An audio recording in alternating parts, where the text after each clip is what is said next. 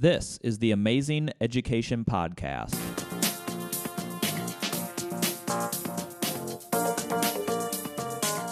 Powered by the Ames Community School District, I'm your host, Eric Smith.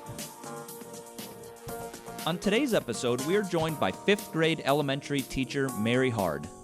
We're going to have an amazing conversation about teaching online, how to prepare for it, what a typical day looks like, and the inherent challenges for teachers and students. Okay, Mary Hard, thank you for being on this episode of the Amazing Education Podcast. I really appreciate you being on this episode. So I think this episode was inevitable that we would have to talk about, but we are going to talk about what we call our remote campus here in Ames, but really it's online learning, and you've been doing it all year long. Yes, I have from the beginning. So this pandemic, when I think about it, it has introduced what we thought was impossible, I think, at times, to do as a system or even with a building is to do online learning 100% of the time. Now, our buildings right now, we have students in our buildings 100% of the time, but we have also, and really from the beginning of this school year, we've had 100% online option for our students and parents who selected that district-wide. And so you're a 5th grade teacher and you've been doing our remote campus 100% online learning the entire year. How has it been going? It's been going well. It was, there's definitely a learning curve for students and teachers, of course. At the beginning, I think the district, laid out some things that the way they wanted us to tackle things, and that was good guidance for us to be able to start off with. And then as I became more familiar with teaching online, and as the students became more familiar with online learning and with me, we found areas where we could supplement and do more. But it's been really great it's been different, for sure, a different way to get to know kids, but I feel like I know these students in a different way than I maybe would if they were in the classroom. So we talked, before we started recording, and you've been teaching for, several years. Did you ever anticipate we would get to this point where you would be teaching online 100% of the time? No. I don't think any of us have, and yet, there was this concept out there, for years, and some districts would do pockets of it, and yet suddenly we're kind of thrust into this situation, and there's been a lot of good that has happened from it. So when did you first know that you were going to be teaching online, going into this school year, and then ultimately, how did you prepare for that? So I knew ahead of time. It wasn't like I started the school year and then found out. Like I knew, at the beginning of teacher work days, I found out, and so that gave me the opportunity to really think about how I was going to do things and how I would lay them out and what it would look like, and gave me the opportunity to make and change my mind multiple times about what I thought like my online classroom would look like. So as a part of our return to learn plan, this summer, so we had, and because you said you knew beforehand that Right. you were going to be teaching online, and so as a part of our return to learn plan, we had to plan for the contingency of having all of our students 100% online, a hybrid version of that, or having them all in person. And so, we were planning for all of these contingencies, and one of the decisions that we made, and then ultimately why you're teaching online 100% of the time, is that for our elementary students, we chose to essentially operate our online students as sort of its own building. So, Right. you don't teach, for this school year, students in the classroom. So we have all of the students that are online, those 5th graders, they go to you. And so a huge shout out to you, because you've had to figure out the technology part of it. Teaching is very different. There are times where it can take, years to implement essentially an online school, and you probably had, a month, 2 months?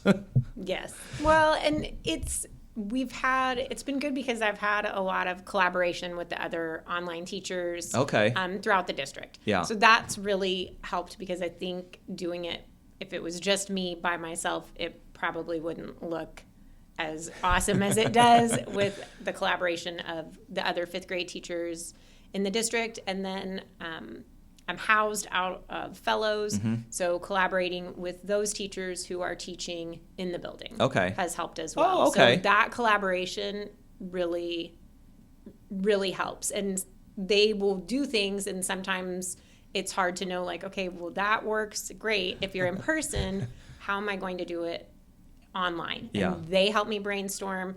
The other fifth grade teachers that are remote also really help. Oh, that's a really good network. Yes, it is.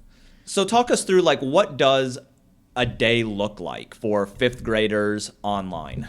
So in my classroom, Yeah. we start every day with class meetings. And when the school year started, I had 33 students. So we did 2 class meetings. We started with 3, and that was taking too much time, or they were too short. So we made it 2. So we start with the class meeting, and then usually we will go into other educational meetings. So we may have a day where we meet and have writing meetings, and then the students will be in small groups for writing instruction. And we will sometimes look forward to what's coming up in writing to kind of prepare them, or things that I think they're struggling with from looking at their writing that we kind of need to go over. And that also gives them a good time to collaborate together and talk and get some feedback on their work, because that's really helpful. So do you facilitate, like, the technology part of it? You know, as a district here in Ames, we're a Google district, and so we use Google Meet a lot. Right. Do you facilitate that? Like, you set up the Google Meets? Yes. And then even if the students are collaborating, how does that work? So I will set up a Google Meet. They can't do it themselves. Yep. Some of them are still a little disgruntled about that. But so we meet. I send out links. So every week I send a newsletter to parents telling them what's coming in the following week and the links that students will need. And then also in the Google Classroom on Monday morning, they can get in and see what all of the links are, what groups they're in. Because I try to move them around and have them be in different groups so that they get to work with all of the people in the classroom. And so that they really feel like they're in a classroom with all of these people. It can be isolating. I think that's one of the struggles. For students? Yes. Okay. And for staff. Yeah. But so the opportunity to get to talk to all of the peers in your class has been really helpful. And you got to be really deliberate about that, I imagine. Yes. Yeah. You know, so I heard a lot of the planning, from what it sounds like, is similar to a typical classroom, except they're not in the classroom, and there's that extra layer of the technology component and how really things translate between, how they normally would in a building to that online version. So what else are they using? Are they collaborating over, like, Google Docs as well? We do that. A lot of times I'll put them in breakout rooms and let them work on their own things, or give them a Jamboard. Oh, okay. So we just got out of a book club before I came here, and they had slides on a Jamboard, and they were in a breakout room with their book for their book club and coming up with questions and then answering the questions about their book club book. Do you feel like you kind of got into a flow, now that we're halfway through the year? I do. I feel like we mastered a lot of the technology. Okay. And it was kind of, for fifth graders who maybe weren't used to Google Classroom, weren't used to using a lot of the technology and all of the different Google applications independently beforehand. Some of it was kind of tricky at first. So really trying to lay that groundwork of using a new app while doing something that is not non-threatening. So doing about me stuff, like all the back to school stuff you would do in the beginning, but then trying to use new applications so that they weren't, like, worried about the academic part while using it. Like, that helped, like, lay that foundation for them to be able to be successful with it now. How do you establish like relationships with the students? It's very different than in person. I know we've talked about the differences, but there are still things that a teacher and a student, they need to accomplish, and building a relationship is one of those things in order for that student to be successful. And so as much as there are differences, that is a commonality, but maybe a hurdle that you've had to really encounter and figure out, okay, how do I get over this hurdle? So talk through maybe some strategies or some examples, or what do you do on a daily, weekly basis to keep those relationships going? So our morning meeting, our class meeting is really important. And all the other teachers that I've talked to, the remote teachers, agree. Like that is a really great time for the students to work with each other and talk to each other, but also for me to learn about them and for them to learn about me. Establishing that rapport that way has been really important, making sure we're having lots of discussions and that we're playing games and trying to build, because you're trying to do the teamwork things that you would do in a class, but doing it virtually. I've had to look and do different games and play different I get it. things. Yeah. But also having, the students ask, they wanted more time together. And the students I have are awesome at asking. They're like, well, can we? They don't, they're like, what's the worst she could say? Yeah, right? So they're good for them. Yeah, they're awesome. But like, can we meet more?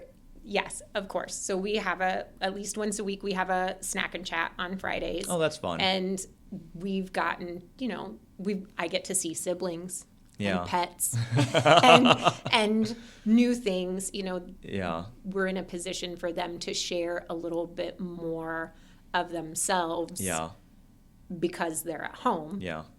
So that has been really good. And that's been good at, relationship building.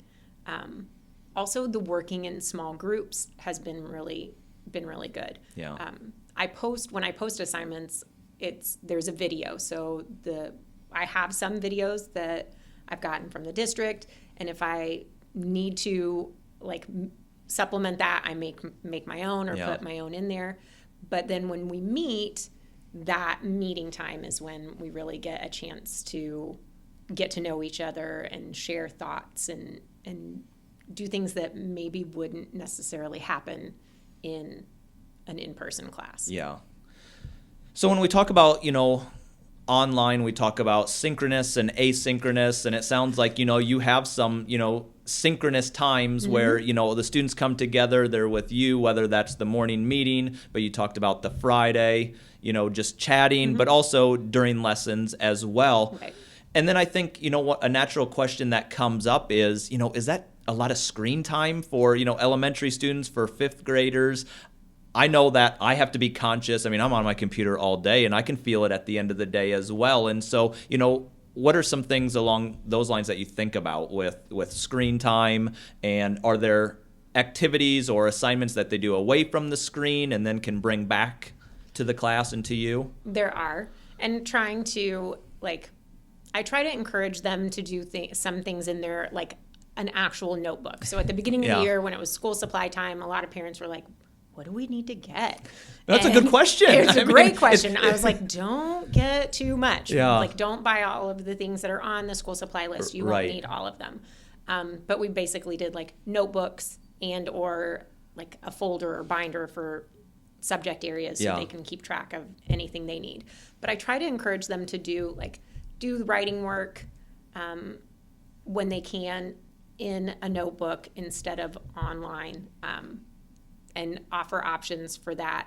Options are really good. I think some kids will prefer online and prefer to type and prefer to do it that way, but others want it on paper and like to work on paper, and then have them take a picture and upload that work so I can see what they've done that way.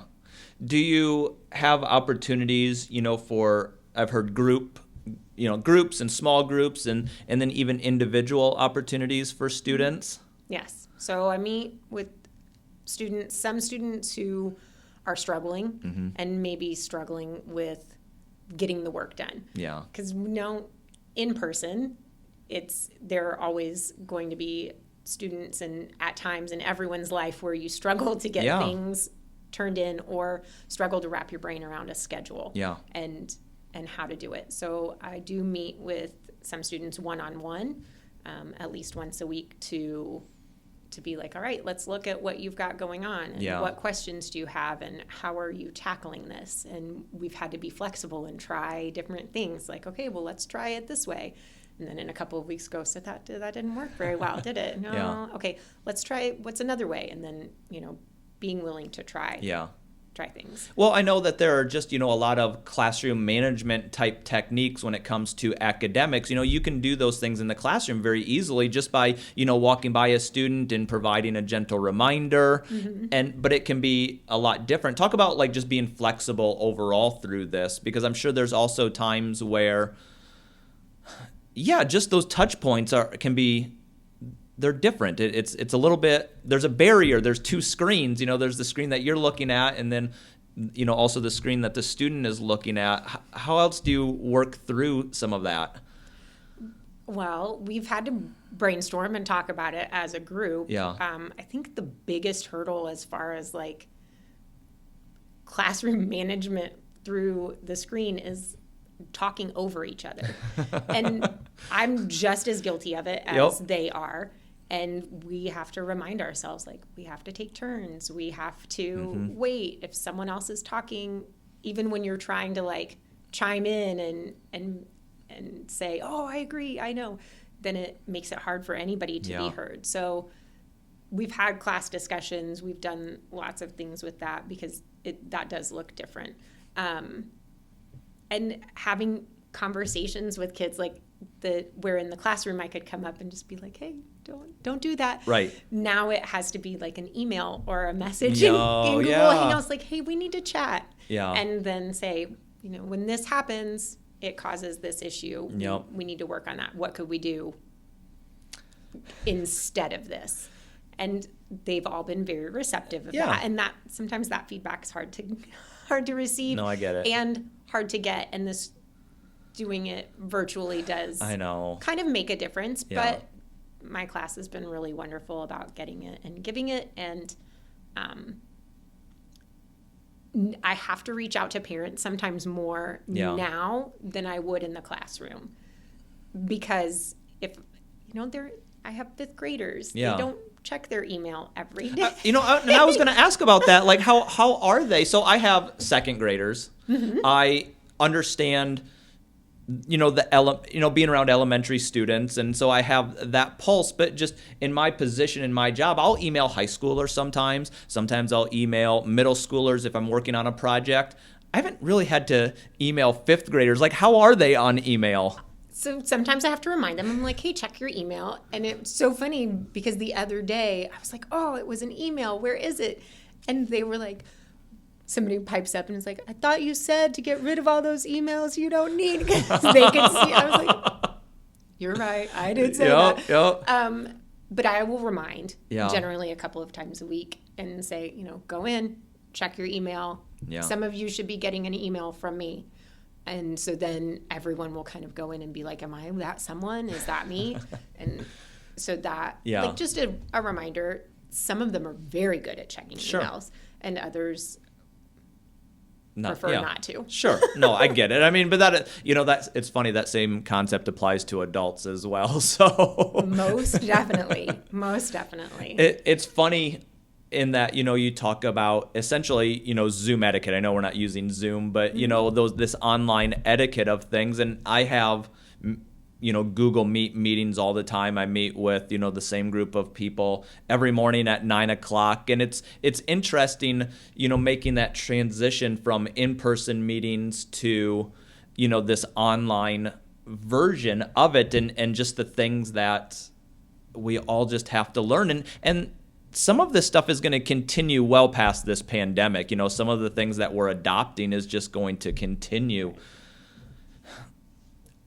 I don't know that if you're teaching online, next year, and I don't know that either, but it is something that we know that it's been successful as a district for some students. It's clearly not for everyone, and Right. and always our goal is to have in-person instruction available, and we currently do in our district, but I know in other districts across the state, across the country, that is the goal, is to get back to that normal. But I could see online learning continuing all, in the K-12 system. So if you had to prepare going into next year, what would be some takeaways that you've taken from this year that you could apply going into next year? Is it a lot preparation? Is that the biggest part, or? The preparation is, but I think the relationship building, like having a plan for how I'm going to do that, would be my biggest, Okay. one of the biggest things I Yeah. would look at.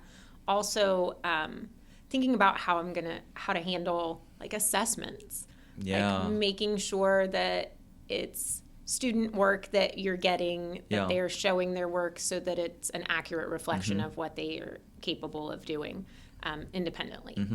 And those are the kind of things I think I would really want to think about if I was going to do it again. Yeah. I think that I'm in the position, I'm with students who've chosen Yeah. this, Yep. and I think it really does work well for some families.